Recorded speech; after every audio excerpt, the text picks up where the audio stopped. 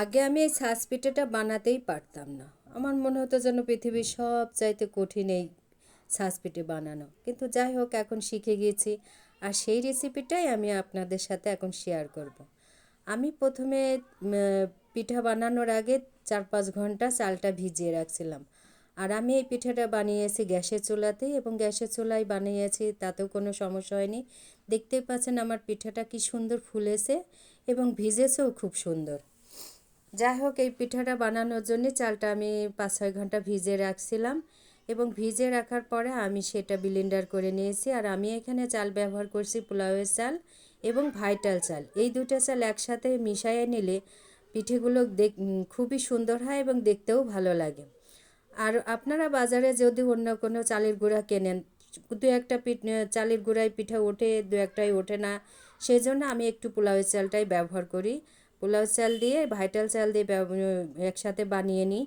আর এটা আমি ব্লেন্ডার করে নিচ্ছি, একটু পাতলা করে ব্লেন্ডার করছি। তারপরে হচ্ছে এর সাথে আমি একটু সয়াবিন তেল, মানে রান্নার যে রেগুলার তেলটাও এটা ইউজ করছি, যাতে পিঠাগুলো তাওয়ার সাথে লেগে না থাকে। আমি অবশ্য তাওয়ায় আর পরে তেল ব্যবহার করিনি। আর এর সাথে আমি একটু বেকিং পাউডার দিয়েছি অল্প একটু। আপনারা বেকিং পাউডার বা বেকিং সোডা যে কোনো একটা দিতে পারেন। আমি এখানে 1 কেজি চালের জন্য 1 চা চামচ বেকিং পাউডার ব্যবহার করেছি। আর পিঠেগুলো দেওয়ার পরে দেখতে পাচ্ছেন আমার গুলাটা কেমন পাতলা।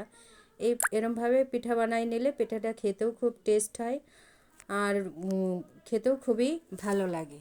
সেই সাথে আমি দুধের সাথে ভিজিয়েছি। প্রথমে কিছু পিঠা আমি মাংসের সাথে ছেলেপিলে দিয়ে দিলাম, মানে সন্ধ্যার নাস্তা হিসাবে খেয়ে নিল। পরে আমি ভিজিয়েছি দুধ শিরার উপরে।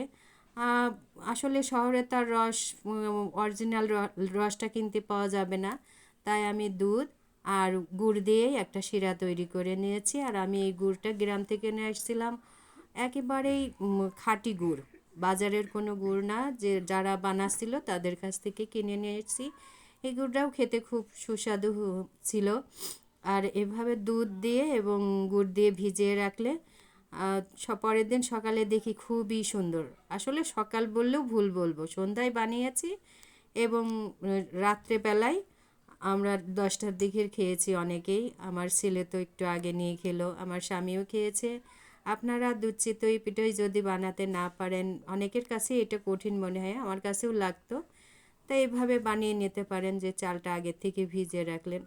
ফ্রিজে যদি গুঁড়া রাখা হয় তাহলে সেই গুঁড়ায় পিঠাটা খুব একটা ভালো ওঠে না, আমি দেখেছি। এই জন্য এই জিনিসটা আমি আপনাদের সাথে শেয়ার করলাম। কেউ দেখে যদি বানাতে পারেন তাহলে খুবই ভালো হবে। আল্লাহ হাফেজ।